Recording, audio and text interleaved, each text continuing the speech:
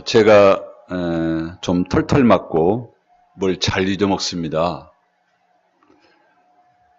우산은 셀 수도 없이 많이 잊어먹었고요. 최근에는 안경을 3개나 잊어먹었습니다. 제 것만 잊어먹는 게 아니라 제 아내 것도 잊어먹습니다. 3개를 잊어먹었는데 지난주에는 제 아내가 예배당에서 1개를 찾았다고 하더라고요. 지금 2개가 예배당 아니면 교회에 있을 텐데 못 찾고 있습니다. 물건만 잊어먹는 게 아니에요. 사람들은 종종 애완견을 잊어먹고 그렇다고 그러면서 우리 애완견을 찾아달라고 전봇대에 광고하는 모습도 봅니다. 때로는 사람을 잃어버리기도 하죠. 저는 시골 출신입니다. 어렸을 때 숨바꼭질을 많이 하잖아요. 제가 어렸을 때는 일명 간첩놀이라고 했습니다. 일명 숨바꼭질인데 한 사람이 술래가 되고 나머지가 마을에 숨죠. 마을이 얼마나 넓어요. 한 번은 제가 남의 집 헛간에 가서 숨었습니다. 거기가 따뜻하고 볕단 위에서 제가 잠을 잤습니다. 졸은 거죠. 해가지고 저녁 밥을 먹을 때가 됐는데 어머니들이 아이들을 찾잖아요. 그래서 아이들이 하나둘씩 사라져 가는데 저희 어머님도 저를 찾으러 나왔겠죠. 제가 없는 겁니다. 그래서 동네 윗집 아랫집 아이들한테 야, 쟤 좀 못 봤냐? 물어봅니다. 아까 우리랑 같이 놀았는데 이상하네. 그때 제 어머님이 이제 동네방네 소리를 치면서 저를 찾는 거죠. 제가 잠결에 그 소리를 듣고 나옵니다. 나와서 야단을 맞죠. 그건 저를 사랑하는 저희 어머니의 모습이었습니다. 제가 서울에서 목회를 할 때인데 우리 2아이가 어렸을 때 2아이를 잃어버린 적이 있습니다. 큰 아이가 어렸을 때입니다. 아이를 데리고 집에서 가까운 문구점을 다녀온 것 같습니다. 분명히 아빠가 너 거기 움직이지 말고 거기 있으라고 그랬는데 제가 문구점에 갔다 오니까 아이가 없어진 거예요. 그때는 핸드폰도 없습니다. 한참 여기저기 찾다가 집에 가보니까 아이가 집 대문에서 앉아갖고 울고 있는 겁니다. 얼마나 놀랐는지 그 아이의 얼굴에 역력히 나타나 있습니다. 그때 아이의 심정이 어땠을까 짐작이 갑니다. 우리는 우리 주변에서 때로는 나의 부모님도 또 때로는 장애가 있어서 집을 나가서 찾아오지 못한 사랑하는 가족도 있는 것을 알게 됩니다. 그러면 파출소에서 신고를 하고 난리를 치죠. 사람이 뭘 잃어버렸다가 그걸 다시 찾거나 다시 발견하면 얼마나 기쁜가요? 본래 내 것이 아닌데 새롭게 생겨난 것처럼 그렇게 기뻐합니다. 애완견이라 사람은 더 기뻐하죠. 생명을 가졌기 때문인 것 같습니다. 오늘 우리가 읽은 본문에도 잃어버린 양을 찾는 얘기를 하고 있습니다. 지금 우리 시대는 과학 문명이 발달하고 또 우리 한국에서는 양을 쉽게 볼 수 없기 때문에 양을 잃었다가 찾았다는 얘기를 그렇게 피부적으로 와닿지는 않을 거예요. 그래서 우리는 우리의 생각을 예수님 당시 저 팔레스타인 그쪽으로 가지고 가야 할 것입니다. 21세기 오늘 우리의 생각을 내려놓고 예수님 그 시대의 상황으로 가보아야 하는 것이죠. 그리고 이 얘기가 왜 나왔는지 그때의 상황을 알아야 할 것입니다. 예수님이 어떤 상황에서 누구에게 이 얘기를 하고 있는지 알아야 하는 것이죠. 똑같은 얘기를 해도요. 어느 상황, 누구에게 하느냐에 따라서 의미는 달라지는 것이죠. 누가복음 15장은 예수님께서 이스라엘 북쪽 갈릴리에서 사역을 하시다가 남쪽 예루살렘으로 향하여 가는 여행길에 주어진 이야기입니다. 이 이야기는 9장부터 시작이 돼요. 그리고 19장까지 계속돼요. 그러니까 15장이기 때문에 한 중간쯤 해당됩니다. 예수님은 이 여행을 마지막으로 예루살렘에 올라가셔서 이제는 예루살렘에서 십자가를 지시게 됩니다. 예수님께서 이 여행을 할 때에 물론 제자들이 가장 가까이 했을 것입니다. 그렇지만 예수님의 여행 또는 예수님이 가는 길에는 제자들만 있는 게 아니고 여러 종류의 사람들이 있었습니다. 오늘 15장 1절에 보면 누가 먼저 등장하죠? 세리와 죄인이 등장합니다. 아시는 분은 아시겠지만 1세기 이스라엘에서 이 세리와 죄인은 어떤 사람들이고 또 그들의 사회적 위치, 사람들은 이들을 어떻게 봤을까 생각할 필요가 있습니다. 세리는 말 그대로 세금을 거두는 사람입니다. 오늘날 국세청 직원과 같은 사람인데 그러나 그들과는 상당히 다른 점이 있습니다. 오늘날 사업하는 사람들이 국세청 직원이 떴다 그러면 굉장히 두려워합니다. 왜요? 그들 잘못 건드리면 세금 폭탄을 맞거나 잘못하면 회사가 거덜날 수도 있는 거거든요. 오늘날 국세청 직원은 두려움의 대상이 될지는 모르지만 그들은 경멸의 대상은 되지 않습니다. 하지만 1세기 세리는 이스라엘 사회에서 경멸받는 직종이었고 조롱이 듬뿍 담긴 욕설이었습니다. 그 이유는 그 당시 로마 제국의 독특한 세금 제도 때문이었습니다. 예수님이 사역하실 때는 로마는 세계를 더 이상 점령할 수 없을 만큼 온 세계를 다 지배했다고 그러죠. 그래서 일명 팍스 로마나 그런 얘기를 합니다. 정말 로마가 전성기였죠.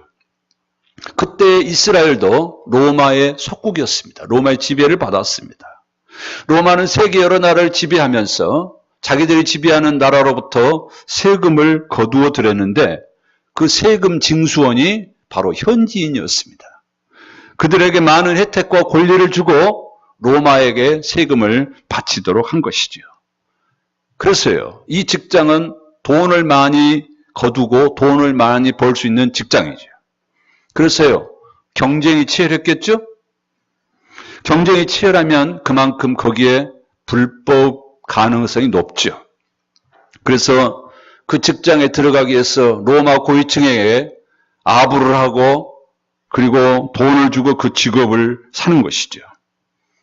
직장에 들어갈 때 돈을 많이 투자했으면 직장에 들어간 다음에는 그 돈을 빼내야 되겠죠?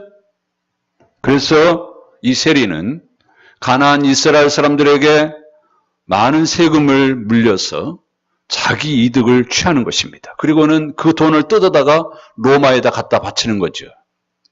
이스라엘 사람들은 로마가 미웠지만 이 로마의 심부름을 하는 세리도 동일하게 미워했습니다. 이것이 일제시대에 일본 사람들에게 아첨하고 자기 출세를 노렸던 친일파에 대해 느끼는 감정과 똑같습니다. 이 같은 부정적인 이미지에 대해서 예수님도 이렇게 말씀합니다. 너희가 너희를 사랑하는 자를 사랑하면 무슨 상이 있으리요? 세리도 이같이 하느니라. 만일 그들의 말도 듣지 않거든 교회의 말하고 교회의 말도 듣지 않거든 이방인과 세리와 같이 여겨라. 오늘 본문에 등장하는 죄인도 비슷한 사람이죠. 여기 죄인이라는 표현은 단순하게 죄를 지은 사람을 가리키는 것이 아니고 그 당시 창녀나 강도처럼 고의적으로 악의적으로 계속해서 악을 저지르는 사람을 가리키는 말입니다. 예수님의 사역을 볼 때에 여기 언급된 사람은 특별히 창기를 가르치는 것으로 보입니다. 1세기 이스라엘 사회에서 사용된 창기, 오늘날 성매매하는 사람들과도 차이가 있습니다. 특히 그 당시 바리새인들의 눈에 비치는 창기는 공개적으로 꼴사납게 행동하는 여인들을 가리킵니다. 왜 그러냐면 1세기 이스라엘 사회에서 남자와 여자에게는 확실하게 구별된 사회적 공간이 있었습니다. 여인은 집 안에서만 활동을 했고 집 밖을 나설 때는 홀로 다닐 수 없었습니다. 반드시 남자의 보호를 받아야만 했습니다. 남자의 보호를 받을 수 없으면 몇 명 여인들이 3, 3, 5, 5 무리를 지어서 박합 출입을 해야 했습니다. 그 당시 여인들은 일생 동안 세 남자의 보호를 받아야 했는데 결혼 전에는 아버지의 보호를, 결혼 후에는 남편의 보호를, 그리고 남편이 죽은 다음에는 장남의 보호를 받았습니다. 우리나라도 불과 100년 전에 이런 모습을 가졌던 걸 알 수 있습니다. 조선시대 여성들이 어떻게 살았는지 우리는 역사서와 드라마를 통해서 알고 있습니다. 이렇게 1세기 이 여자들은 주로 가정에서 그리고 남자의 보호 없이는 홀로 다닐 수 없는데 여러분 복음서를 읽어보세요. 종종 여자들이 등장합니다. 그리고 그들이 남자 스승인 예수님을 따릅니다. 예수님을 따르는 대부분이 남자들인데 그 속에 여자들이 끼어 있습니다. 그 당시 문화로 볼 때는 이건 굉장히 쇼킹한 장면입니다. 세상 사람들은 그 여자를 어떻게 보겠습니까? 상당히 해픈 여자, 그리고 틈이 많은 여자로 보였을 것이고 이런 사람들 향해서 창기와 같은 여자로 봤다는 얘기죠. 이렇게 세리와 창기는 남자와 여자, 이 남성과 여성이 한 쌍으로 어우러져서 이 두 종류의 악한 사람으로 나타나는 이 부정적인 용어인데 이 용어는 상대방을 철저히 무시하고 모욕하는 그런 의미로 사용된 말이라는 말씀이죠. 1970년, 80년대 우리나라에서 공산당, 빨갱이, 용공, 좌빨 이런 용어가 등장했습니다. 그래서요. 어떤 사람이 그런 성향이 있다고 느끼면 그렇게 몰아가지고 어떻게 해요? 그 사람을 매장시키고 감옥에 가두고 심지어 죽이기까지 했습니다. 어쩌면 오늘 본문에 등장하는 세리와 죄인, 창기는 바로 그런 용어입니다. 이렇게 세리와 창기는 그들이 개인적으로는 얼마나 깨끗했는지, 얼마나 정직했는지는 모르겠지만 그 시대, 그 사회에서는 사람들로부터 손가락질을 당하고 그리고 매를 맞을 수밖에 없는 그런 사람들입니다. 이런 사람들을 누가 만나주겠습니까? 오늘 본문에 이들이 1절에 보면 예수님의 말씀을 들으러 왔다고 말합니다. 본문에서는 모든 세리와 죄인이라는 표현을 썼어요. 여러분 성경은 종종 과장법을 써요. 한두 사람이 아니고 상당히 많은 숫자가 왔다는 뜻에서 이런 표현을 쓴 것이지 이스라엘에는 모든 세리가 다 온 것은 아닙니다. 여러분 세리와 창기들이 예수님께 나왔다는 사실에 대해서 어떻게 생각하십니까? 저들이 어떻게 예수님께 나와왔을까? 무엇 때문에 예수님께 나와왔을까? 사람 구경하러 왔을까? 아니면 예수님께서 병자를 고치는 기적을 보고 싶어서 왔을까? 사람들이 예수님께 오는 목적도 다양하죠? 어떤 사람은 예수님께 떡 얻어 먹으러 온 사람도 있어요. 자신의 질병을 고침받고자 온 자도 있었습니다. 마음의 평안을 얻기 위해서 온 사람도 있고요. 또 자신이 아니라 사랑하는 가족, 사랑하는 사람의 문제를 해결받고자 예수님께 오는 사람도 있었죠. 그런데 오늘 본문에서는요, 그들이 예수님께 뭐하러 왔대요? 말씀을 들으러 왔다고 얘기를 하네요. 말씀을 들으러 왔는데 무슨 말씀을 들으러 왔는가? 그들 중에는 오늘 예수님이 우리의 마음을 헤아려 주는, 우리에게 위로와 용기가 되는 그런 말씀을 해주시진 않을까? 그런 기대를 갖고 왔는지도 모르겠어요. 어떤 사람은 축복의 말씀, 놀라운 간증을 듣고 싶어서 왔는지도 모르겠습니다. 말씀을 듣기 위해서 왔지만 다 목적은 다를 수 있겠죠. 그러나 여기서 중요한 것은 그들이 떡 얻어 먹으러 온 것도 아니고 어떤 기적을 체험하러 온 것이 아니고 이들이 말씀을 들으러 왔다고 오늘 기자는 얘기하고 있습니다. 성경을 읽어보면 예수님께 나오는 사람들 중에 가장 지혜로운 사람은 바로 예수님의 말씀을 들으러 오는 사람입니다. 떡 얻어 먹고 축복을 받은 사람, 기적을 체험하는 사람, 이런 사람들이 끝까지 예수님을 따르는 경우는 어렵습니다. 사실 떡은 예수님만 주지 않죠. 우리는 예수님 말고도 얼마든지 가서 떡을 얻어 먹을 수 있습니다. 기적 예수님만 행하시나요? 아니에요.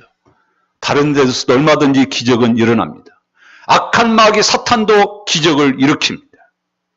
그래서요, 사람이 예수님을 찾아오면서도 계속 돈만 추구한다거나 또는 기적만 추구하면 그 사람은 바뀔 수 없고요.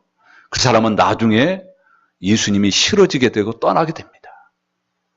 교회를 찾고 예수님을 찾는 사람들의 궁극적인 목적이 어디로 가야 되겠어요? 예수님의 말씀을 찾아야 됩니다. 예수님의 말씀을 들어야 되고 예수님이 가르쳐 주신 복음, 예수님의 진리를 깨달아야 되는 것이죠. 이 세리와 창기들이 곧장 예수님이 가르쳐 준 진리를 깨달았다고 말할 수는 없습니다. 하지만 그들이 예수님의 말씀을 들으러 왔다는 사실은 오늘 우리에게 큰 도전이 아닐 수 없습니다. 사랑하는 성도 여러분, 여러분은 예수님께 어떤 목적을 갖고 오십니까? 우리는 여기 왜 왔죠? 그렇습니다. 주님 말씀하십시오. 우리가 듣겠습니다. 주님 이 시대에 오늘 나에게 필요한 말씀이 무엇입니까? 제가 그 말씀 듣겠습니다. 그런 기대를 가지고 나오셔야 될 줄로 믿습니다. 세리와 창기들이 주님의 말씀을 듣기 위해서 더 구체적인 자세도 중요합니다. 오늘 본문에는 그들이 예수님의 말씀을 들으려고 가까이 나와왔다 이런 표현도 쓰네요. 예수님 주변에 수많은 사람들이 있었습니다. 몇백 명, 몇천 명 있었죠. 갈릴리 바닷가에서는 장정만 5천 명이 있었다고 말합니다. 수많은 사람들이 예수님을 따랐습니다. 물론 예수님 가까이에서는 예수님의 제자들이 있었겠죠. 그래서 사람들은 예수님으로부터 멀찍이 떨어질 수밖에 없었을 것입니다. 그런데요, 오늘 본문에서는 이 많은 세리와 창기들이 예수님께 가까이 나왔다고 그래요. 가까이 나와서 예수님의 말씀을 들었고 또 가까이 나오니까 예수님이 어떤 분이신지 알 수 있었겠죠? 여러분, 그렇습니다. 사람을 제대로 만나려면 가까이 만나야 됩니다. 가까이 하지 않으면 그를 제대로 알 수 없습니다. 여러분, 취미생활, 공부 가까이 하지 않고는 그거 쉽게 마스터할 수 없죠? 가까이, 예수님께 가까이 나와야 예수님으로부터 은혜를 받을 수 있고 예수님의 능력을 경험할 수 있습니다. 혈루증으로 고생하는 그 여인이 예수님께 가까이 나와서 예수님의 옷자락을 만졌습니다. 그때 그는 치유의 기적을 경험했습니다. 예수님, 우리 아이 좀 축복해 주세요. 어떤 여인들은 자기 아이들을 예수님 가까이 데리고 나와서 예수님의 축복을 구했습니다. 예수님은 그들을 축복해 주셨습니다. 저는 여기 가까이 나왔다는 말이 아주 새롭게 느껴집니다. 왜 그렇게 느꼈냐면 예수님께서 십자가에 못 박혀 죽기 전 로마 군인들에게 잡혀가실 때에 베드로가 예수님을 뒤따라갔습니다. 성경에는 베드로가 예수님을 뒤따라가는데 어떻게 따라갔다고 말하죠? 멀찍이 따라갔다고 말합니다. 안 따라간 것이 아니에요. 따라가기는 했지만 멀찌감치 따라갔다고 얘기합니다. 멀찍이 따라간 것은 왜죠? 두 가지 선택길이 있습니다. 이건 아주 어정쩡한 태도인데 예수님을 따르는 길과 또 하나는요, 서툴리면 도망치겠다는 것이죠. 아주 어정쩡한 거죠. 안 따르는 것도 아니고 따르는 것도 아닙니다. 여러분, 베드로가 이렇게 멀찍이 따라가다가 무슨 일을 만나게 되죠? 갑자기 위기가 찾아오니까 그는 자기 스승을 배반합니다. 너 예수 제자 맞지? 너 예수 안 패지? 아니에요? 난 몰라요? 멀찍이 따라간 베드로의 행동은 오늘날 신앙생활을 하는 우리에게 아주 큰 도전입니다. 사람은 환경의 영향을 받습니다. 과거에 아무리 기도를 많이 하고 신앙생활을 열심히 한 사람도 예수님을 멀찍이 두고 따라가면 예수님과 우리 사이에 수많은 것들이 우리가 예수님께 가까이 하지 못하도록 가로막고 때로는 우리를 유혹합니다. 언젠가는 돌아오겠지만 그러나 많은 시행착오를 거쳐야 되고 나중에는 내가 왜 그랬지 후회하고 회개하게 된다는 것이죠. 세리와 창기들은 멀찍이 있다가 그냥 구경만 하고 돌아간 것이 아님이 분명합니다. 그들은 예수님의 가르침을 들었고 예수님께서 행하신 기적과 능력을 보았을 것입니다. 그러면서 소문으로만 들었던 예수님, 야, 그분이 진짜구나. 그 중에는 많은 사람들이 깨닫지 않았겠습니까? 그래서 저는 여러분들에게 간곡히 호소합니다. 예수님을 멀찍이 따르는 신앙생활을 하시지 마시고 예수님을 가까이, 더 가까이 신앙생활 하시길 바랍니다. 멀찍이 하면 불안합니다. 위험합니다. 예수님을 가까이, 말씀을 가까이 하시길 바랍니다. 그게 우리가 사는 길입니다. 오늘 본문에는 예수님의 말씀을 듣기 위해서 예수님을 더 깊이 알기 위해서 예수님을 가까이 따르는 세리와 창기들이 등장했는데요. 2절에 보면 이들과 반대급부에 해당되는 사람이 나오죠. 서기관과 바리새인입니다. 2절 보시죠. 이 서기관과 바리새인들이 뭐 했어요? 수군거렸대요. 아니, 저 사람들이 누구지? 세리들 아니야? 아니, 창기들 아니야? 아니, 도대체 예수라는 분은 어떤 분이길래 저들과 같이 밥을 먹는다는 거야? 예수님과 가까이 있었다면 이들 이렇게 수군거릴 수 없었겠죠? 그들은 예수님과 멀찍이 떨어져서 어디 한번 보자. 예수님을 감시하고 시험거리, 비판거리를 찾고 있는 것이죠. 왜 이들은 예수님 앞으로 왔지만 가까이 오지 못하고 주변을 맴돌다 나중에는 어떻게 해요? 이들이 예수의 잘못을 결점을 찾아내고 나중에는 예수님을 고발하고 그래서 예수님을 십자가에 못 박는 일에 일조를 합니다. 이들의 가장 큰 잘못은 교만이라고 생각해요. 그들은 자기의 의가 가득 찬 사람들입니다. 여러분, 바리새인과 서기관들은 그 당시 교회의 지도자들입니다. 특히 바리새인들은 1세기 이스라엘 사회에서 압도적으로 다수를 차지하고 있는 주류파였습니다. 이들의 견해가 그 당시 시대적 견해였고 이들의 생각이 바로 그 시대를 이끌고 왔습니다. 바리새인, 이 말은 구별된 사람이라는 뜻을 갖고 있어요. 이들은 철저하게 율법을 지키면서 그렇지 못한 이방인들과 자신들을 구별시켰습니다. 그 근원은 BC 6세기로 갑니다. 이스라엘 백성들이 바벨론 포로 생활하다가 포로 생활이 끝나고 결국은 자기 고향으로 돌아오잖아요. 고향으로 돌아왔더니 성전은 무너져 버렸고 예루살렘은 폐허가 되어 있습니다. 그래서요, 이스라엘 백성들은 이 사람들은 그 참혹한 상황을 보면서 자기들의 죄를 철저히 회개하고 그리고요 율법에 헌신적으로 달려갔습니다.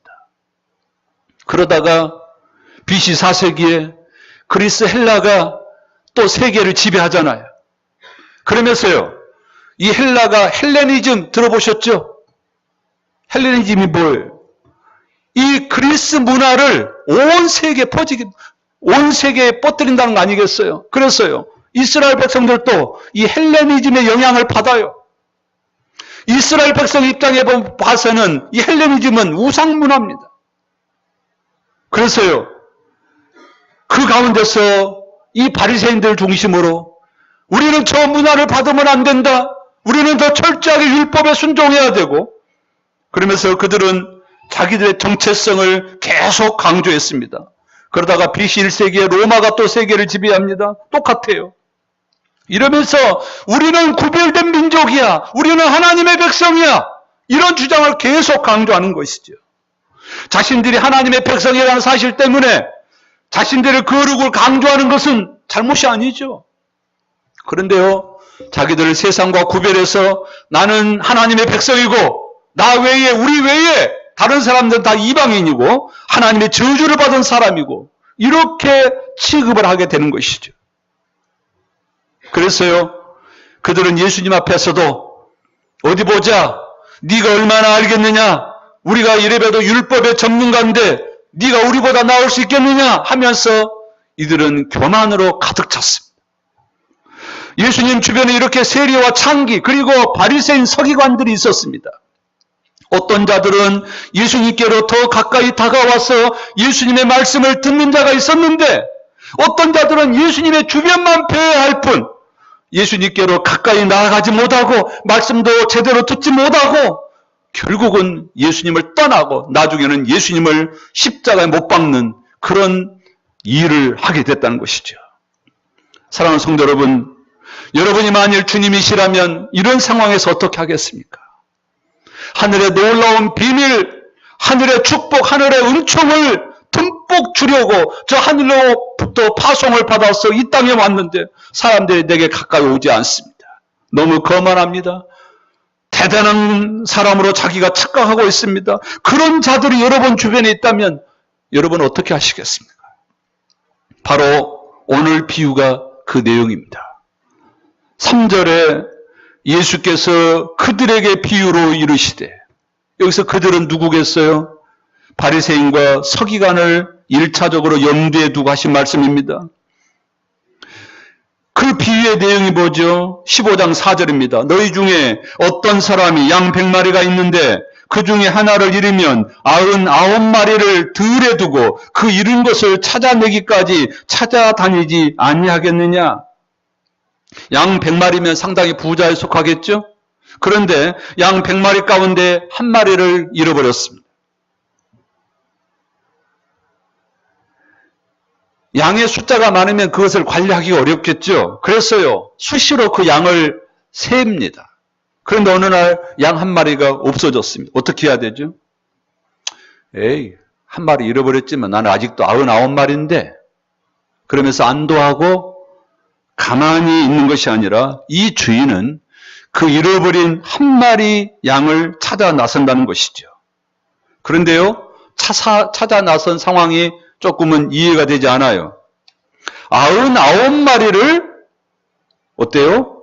들에 두고 그랬네요. 이런 경우도 있나요?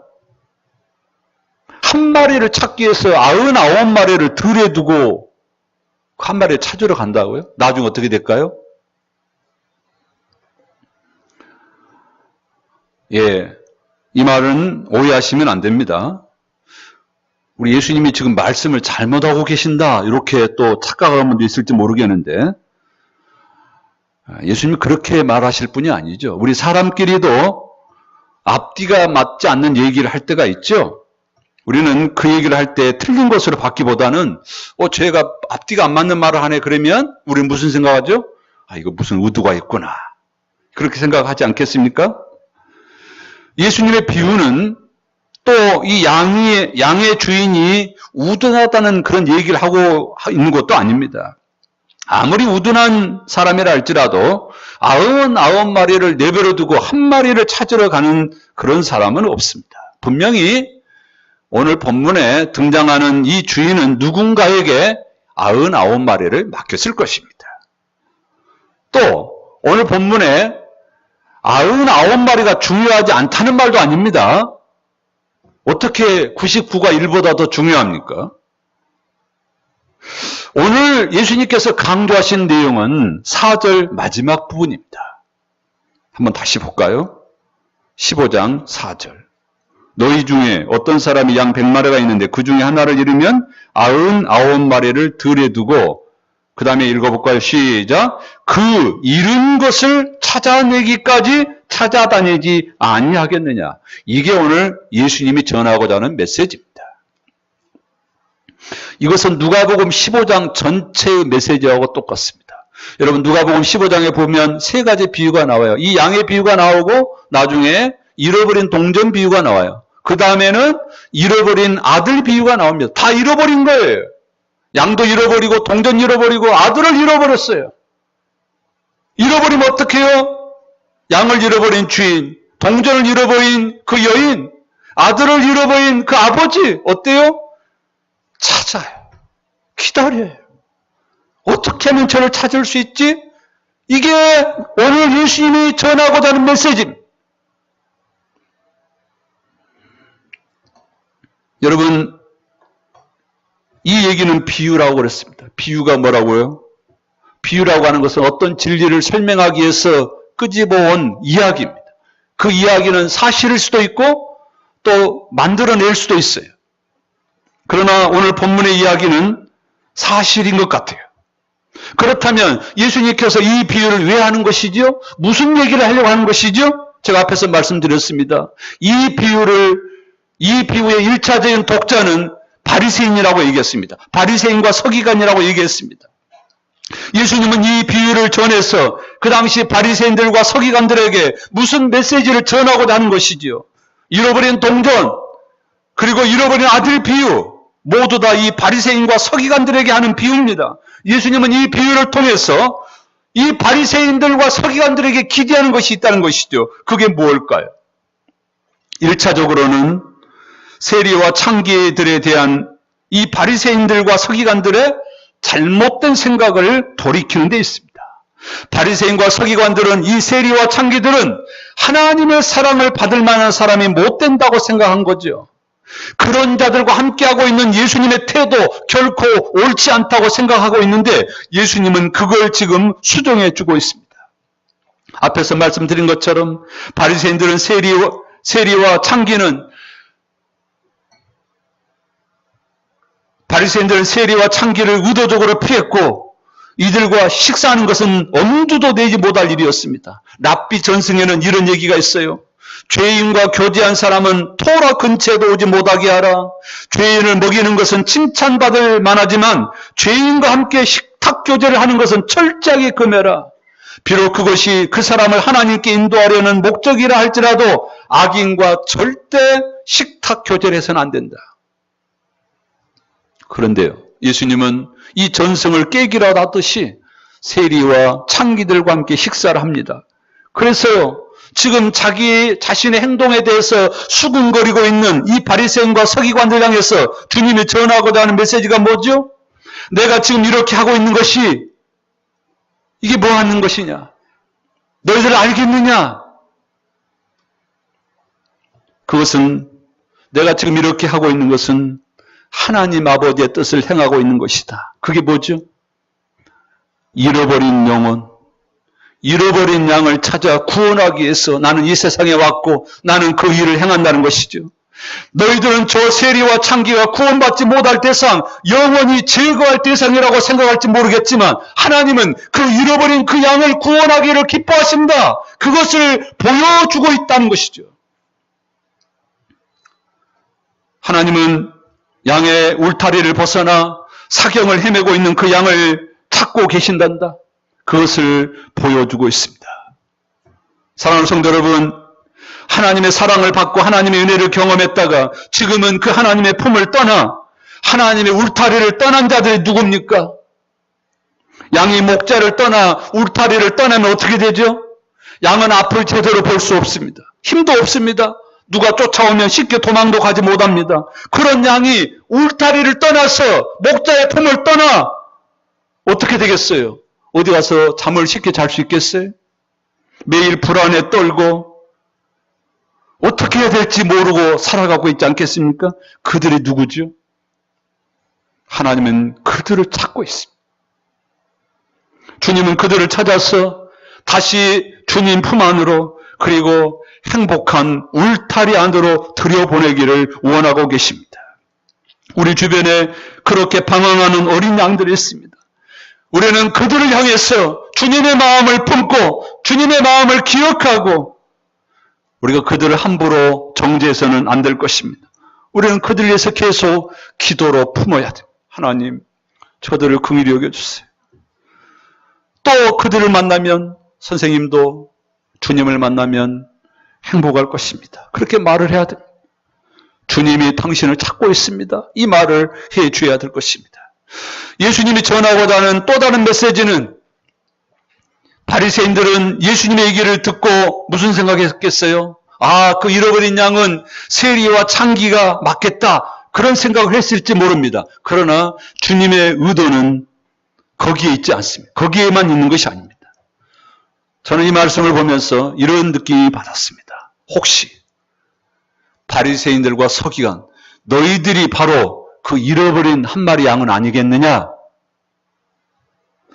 여러분, 바리새인들은 율법을 철저히 지키고 있었기 때문에 자신들은 결코 하나님을 떠나지 않았다고 말했을는지 몰라요. 그런데요, 우리가 복음서를 읽어보면 그들은 율법을 지켰을지는 모르지만 많은 바리새인들이 하나님을 떠나 있습니다. 하나님이 없어요. 지금 그들이 예수님 앞에 있지만 그들은 예수님 말씀을 듣지 않습니다. 그들은 하나님이 보낸 하나님의 아들 앞으로 가까이 오지 않습니다. 이들은 99마리 양이 아니라 이들은 곧 잃어버린 한 마리 양입니다. 주님은 지금 이들을 부르고 계십니다. 지금 세리와 창기를 너희들이 염려할 것이 아니라 너희들이 한 마리의 양이다. 사랑하는 성도 여러분, 우리들도 잃어버린 양을 생각할 때에 누구를 생각하죠? 옛날에 내 옆에 있었던 그분. 그런데 그분이 지금은 보이지 않아요. 우리는 그 사람을 잃어버린 양이라고 생각할지 몰라요. 맞습니다. 그러나 그 잃어버린 양이 혹시 저와 여러분은 아닐까요? 왜요? 여러분은 주님 안에 있습니까? 주님 앞에 있습니까? 주님으로부터 멀리 떨어져 있지는 않습니까? 주님의 말씀이 들려집니까? 주님의 마음이 헤아려집니까? 나는 하나님의 말씀이 들려지지 않습니다. 왜요? 나는 주님과 너무 멀리 떨어져 있기 때문입니다. 그렇다면 나는 잃어버린 한 마리 양입니다. 오늘 주님은 그 양을 찾고 있습니다. 예수님이 이 땅에 오신 가장 크신 이유가 여기에 있습니다. 주님은 목자로서 이 땅에 오셔서 잃어버린 자를 찾고 계십니다. 주님은 우리 안에 있는 99마리 양보다 잃어버린 한 마리를 더 찾고 계신다고 말씀하고 있습니다.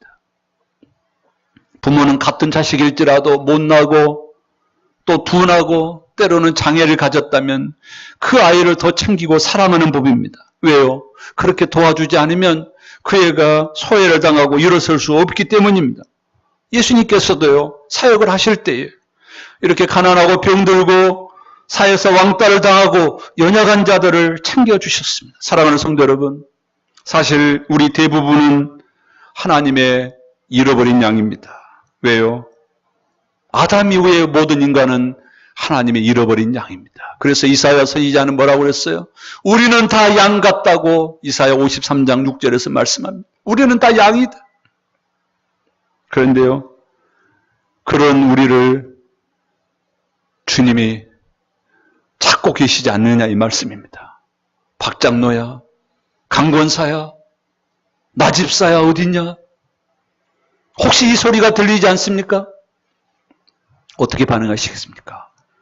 그렇습니다. 주님, 저 여기 있습니다. 여러분이 대답만 하시면 됩니다. 그러면 주님이 여러분을 찾아서 얼싸안고 기뻐하실 것입니다. 그래, 어디 있었니? 힘들었지. 내가 너를 얼마나 찾았다고. 이제 괜찮아. 이제 괜찮아. 여러분, 양은 홀로 설 수 없습니다. 양이 목자를 떠나면 자유가 아니라 그때부터 불행이 시작됩니다. 양은 목자의 품 안에 있을 때 참된 자유와 기쁨이 있습니다.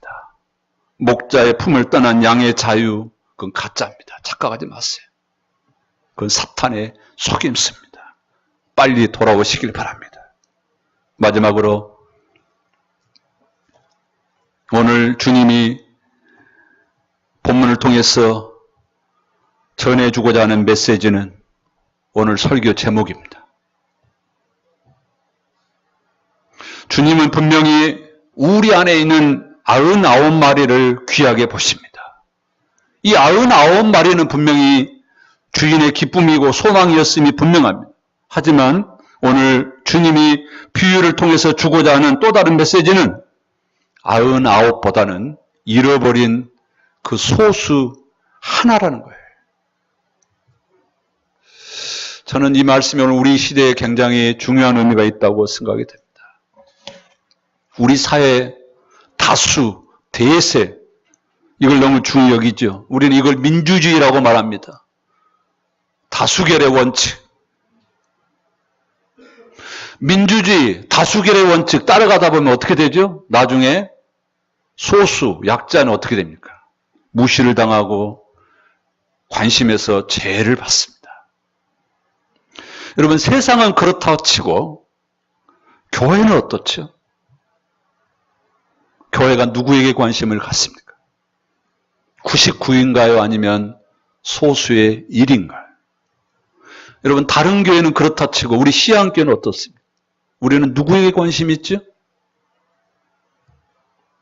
주님의 말씀의 의도를 기억하시길 바랍니다. 99가 중요하지 않다는 말이 아니에요. 중요하지만 대세를 따르다가 다수결의 원칙을 따르다가 그것 때문에 소수가 무시를 당하고 짓밟힘을 당하고 사람들의 관심에서 떠나버린다면 이건 결코 주님이 원하는 것이 아니라는 거죠. 하나를, 약자를, 아무도 관심을 받지 않는 그런 자들에게 우리의 관심을 가지라고 하는 말씀이죠. 여러분, 99는 1부터 시작합니다. 1이 없이 99는 있을 수 없습니다. 근데 우리는 큰 것만 생각하고 작은 것을 무시하는 경향이 있어요. 여러분, 우리 주변에 그 하나가 누굴까요? 여러분 주변에 그 99가 아니라 하나가 누굴까요? 한번 생각해 보세요.